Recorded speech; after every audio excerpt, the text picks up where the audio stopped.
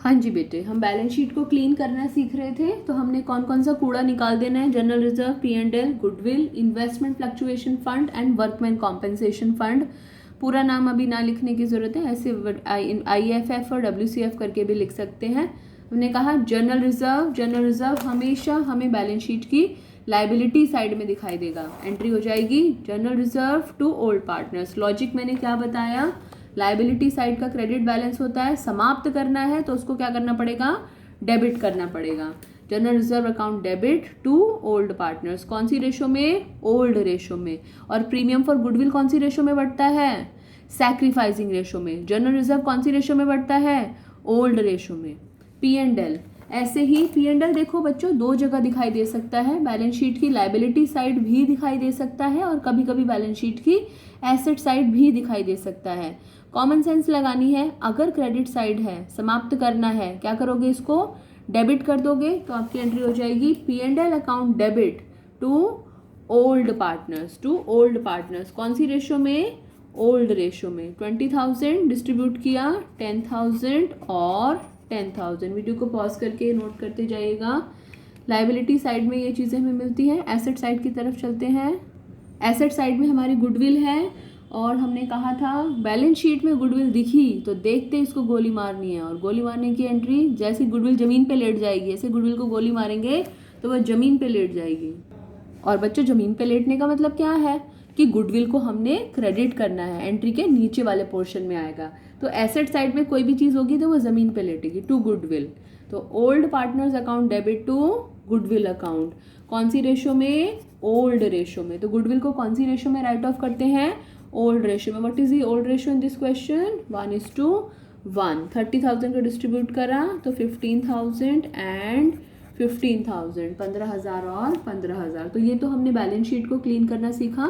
मैंने आपको ये बोला था कि P&L इधर भी हो सकता है, P&L इधर भी हो सकता है। क्रेडिट बैलेंस है बैलेंस शीट में, लाइबिलिटी का क्रेडिट बैलेंस होता है। सो P&L अकाउंट डेबिट कर देंगे इसको। यहाँ पर होगा तो डेबिट बैलेंस है तो इसको जमीन पे लेटा देंगे। ओल्ड पार्टनर्स टू P&L, जो गुडविल का ट्रीटमेंट वही P&L का ट्रीटमेंट। आगे चलते हैं। इन समरी अभी तक हमने क्या क्या किया? Old ratio, new ratio, sacrificing ratio, फिर उसके बाद में कैपिटल और प्रीमियम लाने की एंट्री, फिर उसके बाद में हमने बैलेंस शीट को क्लीन किया, साफ किया। अब हम अपनी एसेट्स और लाइबिलिटीज़ को रीवैल्यू करेंगे और जब हम उनको रीवैल्यू करेंगे तो उसके लिए हमें बनाना पड़ेगा रीवैल्यूएशन अकाउंट। गाना सुनाया था मैंने आपको, रोते रोते हंसना सीखो, हंसते हंसते रोना, जितनी चाबी भरी राम ने उतना चले खिलौना। So Ram is revaluation account. Ram कौन है? Revaluation account. और रोते रोते मतलब पहले रोना पड़ेगा।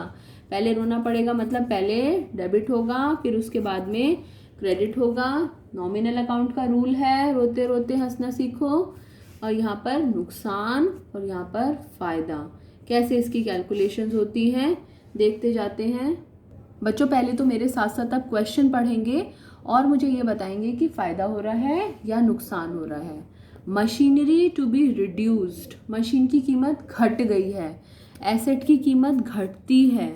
अगर एसेट की कीमत घट रही है, आपका फ़ायदा हो रहा है कि नुकसान हो रहा है? आपका नुकसान हो रहा है। दूसरा, furniture to be appreciated by, appreciate होने का मतलब है फर्नीचर की कीमत बढ़ गई है। अगर आपकी एसेट की कीमत बढ़ रही है तो उसमें आपको फ़ायदा हो रहा है या नुकसान हो रहा है? इसमें आपका हो रहा है फ़ायदा। फिर building to be valued at मतलब इतने पर बिल्डिंग की कीमत को आंका गया है। ज़रा बैलेंस शीट में देखिए, बिल्डिंग की कीमत पहले कितनी थी? कितनी थी बिल्डिंग की कीमत पहले? 50,000। अब वो बिल्डिंग की कीमत कितनी करने के लिए कह रहा है? अब वो बिल्डिंग की कीमत कह रहा है 55,000 तक ले आओ। एट 55,000, 50 से 55, 50 थी, 50 से 55 हो गई। फायदा हुआ या नुकसान हुआ? फायदा। तो आपको फायदा हो गया, 50 से 55 बढ़ गई आपकी बिल्डिंग की कीमत। कितने का फायदा हुआ है बिल्डिंग की कीमत में? 5,000 रुपये का। ठीक है, तो जब भी कभी, ये नोट कर लीजिए, जब भी कभी टू या एट लिखा होगा, नोट कर लीजिएगा ये चीज़, जब भी कभी टू या एट लिखा होगा तो हम अंतर देखेंगे। ये नोट कर लीजिए, जब भी कभी टू या एट लिखा होगा तो हम अंतर देखेंगे। और अभी देखते हैं आगे, जैसे यहाँ पर 6 पॉइंट देखो, stock to be increased to, increase stock की कीमत को बढ़ाने के लिए बोल रहा है। स्टॉक एक एसेट होती है, एसेट की कीमत बढ़ रही है, फायदा हो रहा है नुकसान हो रहा है, फायदा। तो अब देखते हैं इंक्रीज्ड टू, फिर से टू आ गया हमारा, हमें अंतर देखना पड़ेगा। जरा देखिए पहले स्टॉक की कीमत कितनी थी, आपने नोट करा हुआ है। पहले हमारे स्टॉक की कीमत थी 20,000, अब देखते हैं कितनी हो गई है। अब हमारे स्टॉक की कीमत हो गई है 25, 20 से 25। हमने कहा टू या एट लिखा होगा, क्या देखेंगे अंतर। 20 से 25 कितने का फायदा, 5,000 का फायदा, 5,000 का बेनिफिट। ओके, एक चीज और देखते हैं, machinery to be reduced by, by इतने से घटा दो, बाय का मतलब इतने से, कितने से घटा दो, यानी कि 2,000 का नुकसान हो गया।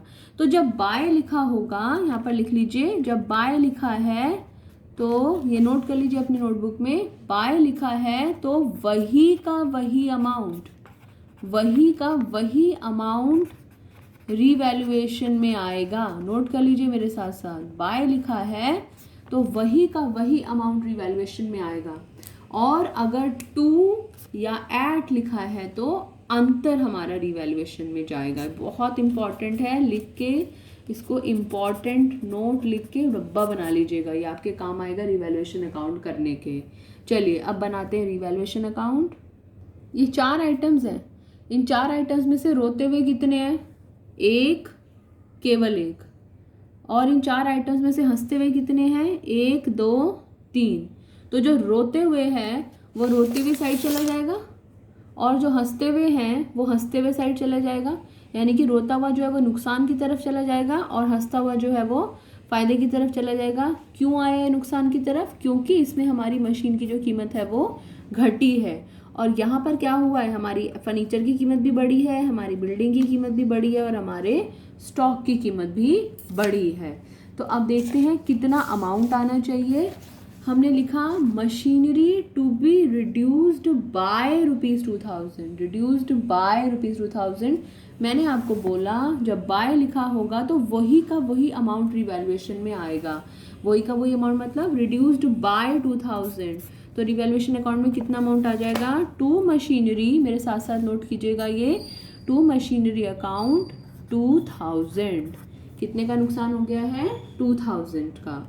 नेक्स्ट पढ़ते हैं, नेक्स्ट है furniture to be appreciated by 10%, appreciated by 10%।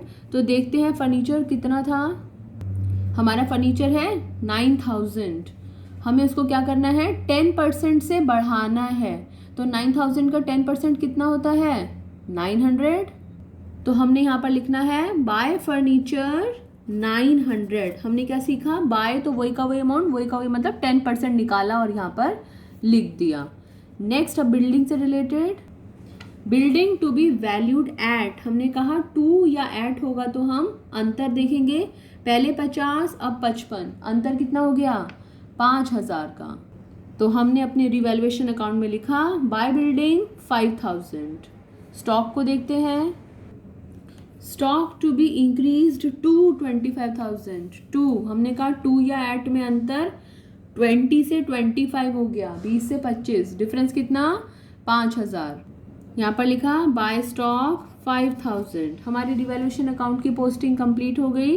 Total करेंगे दोनों साइड्स, 5 5 10,900, यही 10,900 लिखा हमने यहाँ पर। मैंने आपको रिवैल्यूएशन का फॉर्मेट बताया था, अगर इस तरफ आता है तो to profit on revaluation transferred to A and B, profit calculate कीजिए। 8,900 हमारा प्रॉफिट आया, ये ओल्ड पार्टनर्स में डिस्ट्रीब्यूट हो जाएगा। कौन सी रेशो में डिस्ट्रीब्यूट होगा, ओल्ड रेशो में। कैलकुलेट करके 4,450, 4,450, यहाँ तक हमारा काम कंप्लीट हो गया। Premium for goodwill sacrificing ratio में, उसके अलावा बाकी सारे काम कौन सी रेशो में, ओल्ड रेशो में।